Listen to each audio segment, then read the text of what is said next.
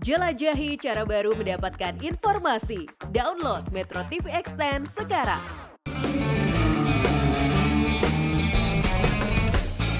Berapa banyak pengrajin yang ikut terlibat dalam pembuatan sepatu karya-karyamu ini? Kita bekerja sama dengan kelompok-kelompok pengrajin yang sudah established. Oke. Ya, jadi akhirnya dengan mereka kita bisa membuat sepatu yang standarnya jauh lebih naik lagi.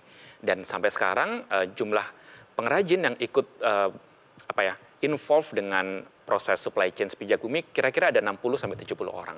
Baik.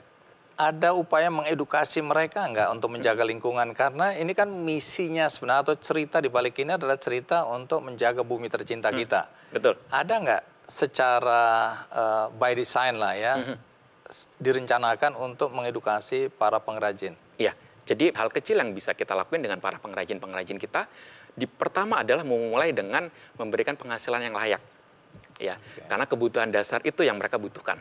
Ya, saat penghasilan mereka layak, akhirnya edukasi-edukasi soal gimana cara memilah sampahnya, dan sampahnya itu sampah kain harus dibuang kemana, sampah metal harus dibuang kemana, hal-hal kecil ini yang akhirnya kita pakai bersama-sama.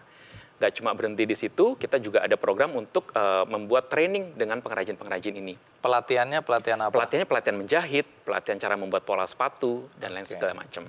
Jadi ada bekal sepatu, proses pembuatan sepatu, di mana akhirnya ini juga jadi isu di Bandung, mungkin Bang, bahwa ya para pengrajin-pengrajin sepatu sekarang didominasi oleh mereka yang sudah berumur.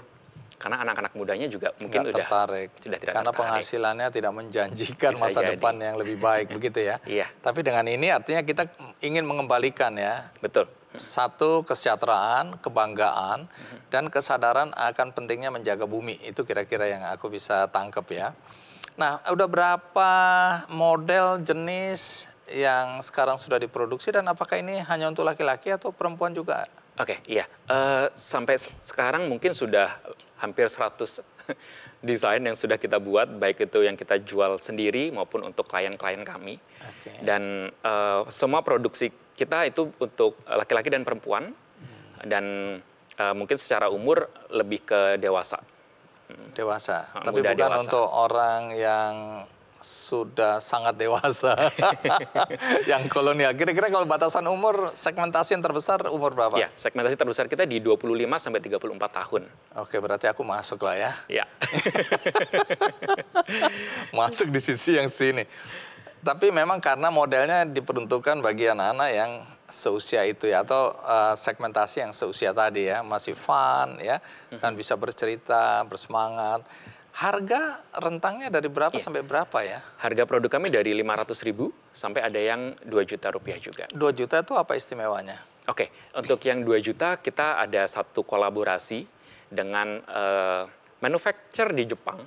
Ya, jadi ini akhirnya dibuat di Jepang dengan teman-teman kita di Jepang, dan akhirnya kita bawa ke Indonesia.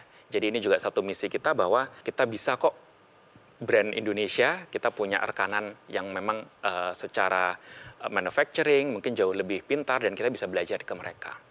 Untuk produk-produk yang tidak lumrah seperti ini ya, tantangannya apa ya? Ya, jadi untuk stage awal kita memang edukasi itu sangat penting.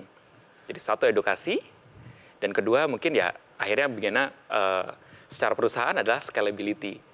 Nah, ini menarik karena banyak sekali ya produk-produk yang keren-keren seperti ini, ketika dipesan dalam jumlah banyak, itu nggak mampu memenuhi. Artinya tidak mampu memenuhi permintaan ya. Nah, ini karena bukan saja keterbatasan tenaga kerja, modal, tapi sumber materialnya. Katakanlah enceng gondok ini ada di mana-mana ya.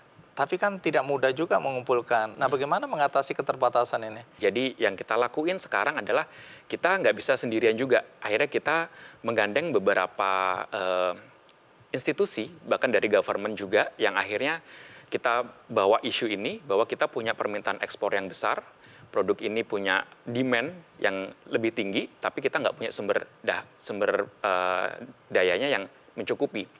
Dan ternyata kita hanya nggak tahu aja, Bang, di mana nyarinya. Oh, oke. Ternyata ada di mana-mana ya? Ternyata ada di mana-mana. Akhirnya kita sekarang lagi develop dibantu dengan government juga. Jadi akhirnya skalabilitasnya harusnya problem ini bisa kita solve dalam 1-2 tahun ke depan. Oke.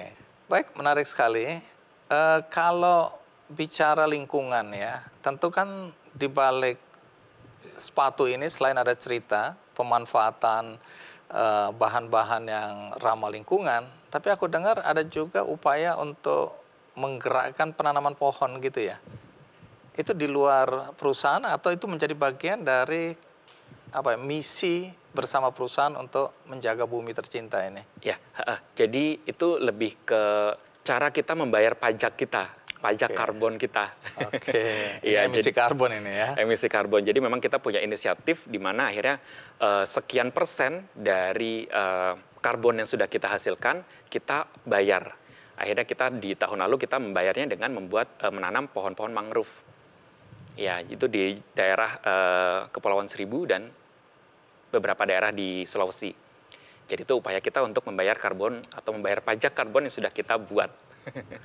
Tapi kalau ada yang mau beli tertarik ini bisa dapat di mana ini? Iya, kita masih jual bajak online, jadi ada di website kita. Namanya apa? Namanya pijakbumi.com. Pijakbumi.com. Dan ada beberapa di Jakarta juga ada beberapa tempat yang menjual sepatu kita. Oke. Outlet sendiri ada? Outlet sendiri ada di Bandung. Di Bandung. Nah, itu di Pascal 23, di Ruko Pascal 23. Oke, selebihnya bisa dicari di beberapa tempat ya. Oke, Pak Alex, terima kasih banyak ya untuk ceritanya.